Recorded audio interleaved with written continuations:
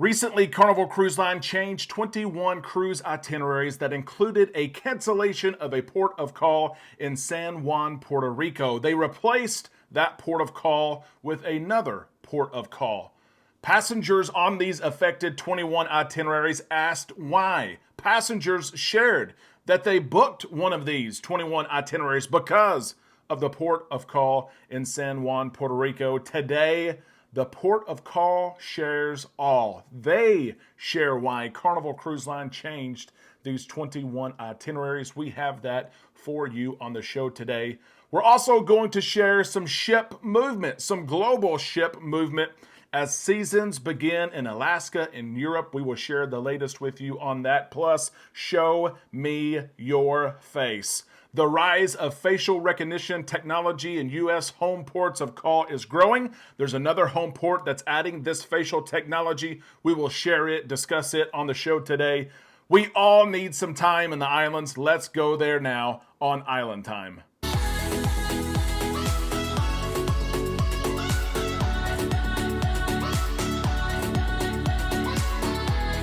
A big happy Thursday to all you Islanders. We hope you're having a great day. We thank you for stopping by the show. This is Island Time. I am Derek, and it is time collectively that we drop our anchors. We take some time to relax in the islands together, sharing and discussing the latest in cruising and cruise news. We're going to get to that in about 15 seconds. But first, let me give a shout out to several of you Islanders who watch our content here on YouTube. You have joined our Facebook page, where there are posts every single day from Islanders who are cruising around the world. They share pictures of cruise ships, food, activities.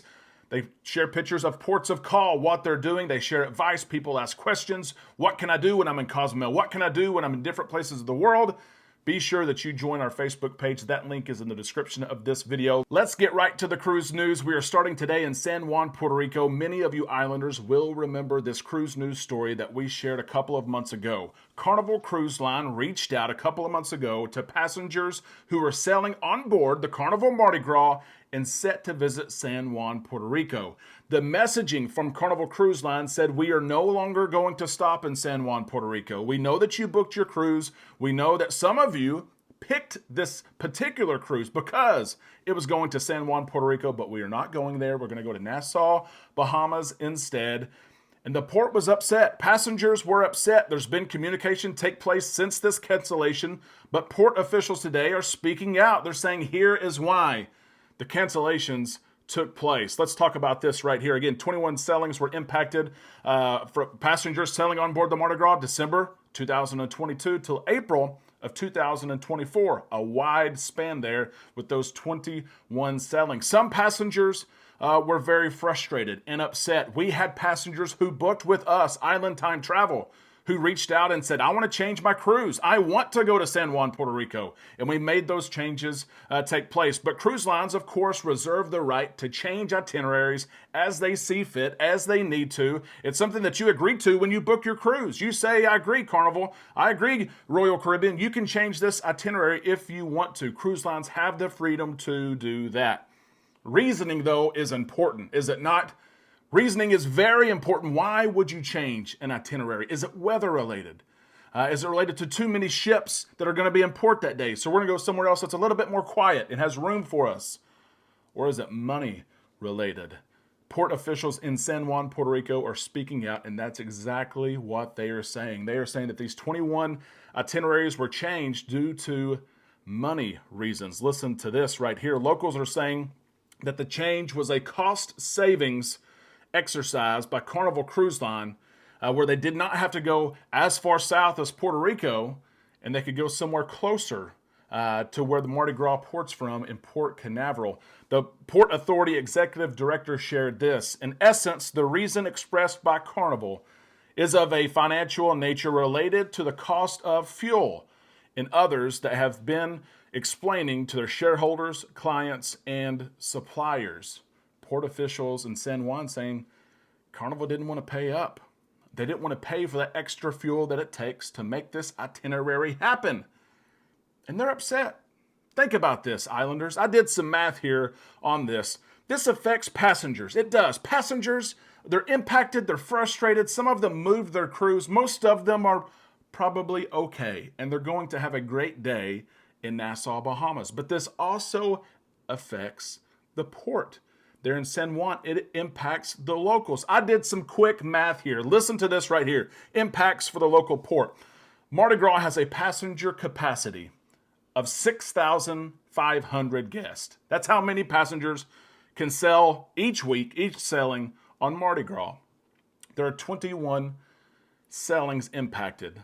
Do the math, 6,500 times 21. That is 136,500 passengers if each sailing on Mardi Gras is full. And you know what? We all know it is. Cruising, the demand is there. These sailings are full. So that 136,500 number should be close, really close. That's how many passengers are on those 21 sailings. And I did some math. I just said $60. Let's say that those 136,500 passengers spend $60 while they're off the ship in San Juan, Puerto Rico. That's reasonable, right? How much money do you usually spend when you're off the ship somewhere? I think $60 is fair between buying some souvenirs, buy a drink, take a taxi, go to the beach. Maybe you rented jet skis for the day. Maybe you did an all-inclusive. $60 is pretty cheap, right? 136,500 guests buy $60. You know what that number is? $8,190,000 of possible impact in that scenario. And that's a low ball. 8.1, almost $8.2 million just in revenue, just in money spending. That's why the Port of Call cares about these 21 cancellations. That's why they're sharing this news. But they're not talking bad about Carnival at all. Could this have worked out? Maybe so.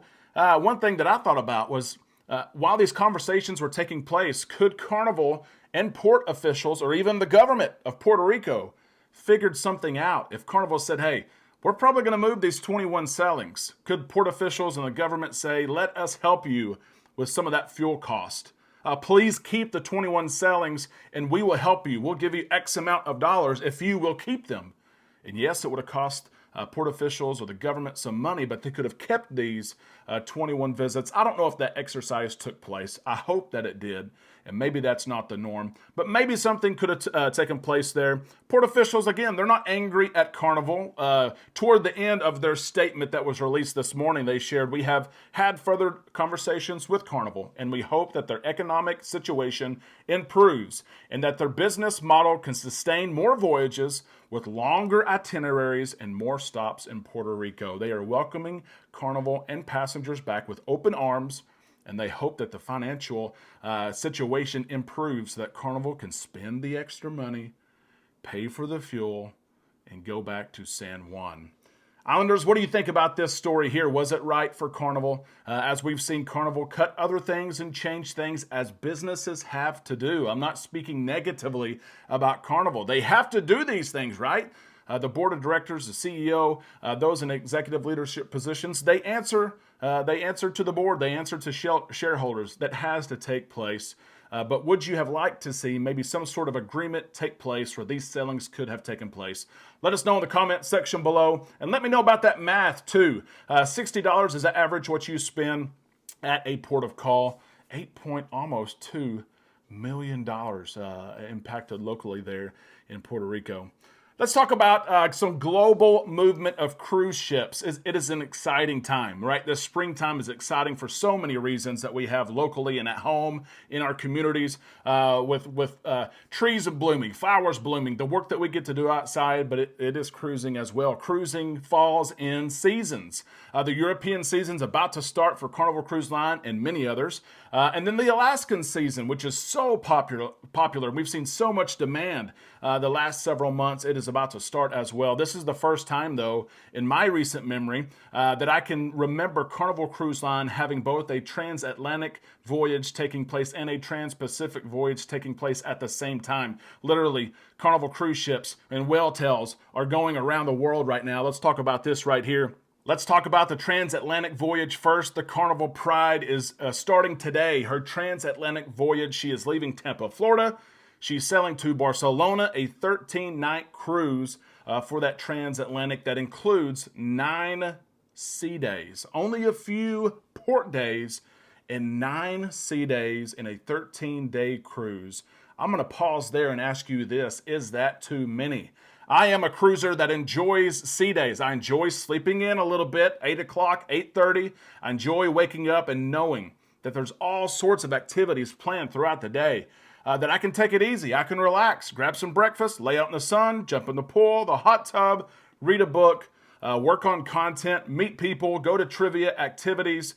Amanda enjoys taking that nap in the afternoon. And then, of course, all the entertainment and options at night from live music and comedy and shows.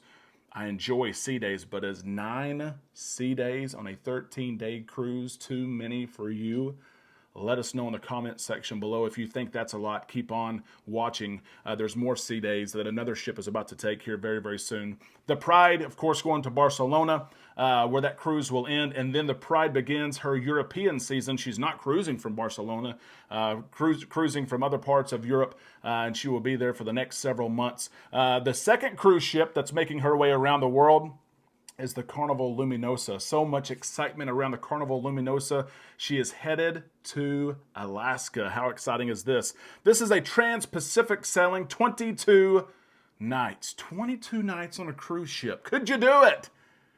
I'm dreaming about it. I could absolutely do that. 22 nights on the cruise ship with awesome ports of call in Fiji, the French Polynesia, Hawaii.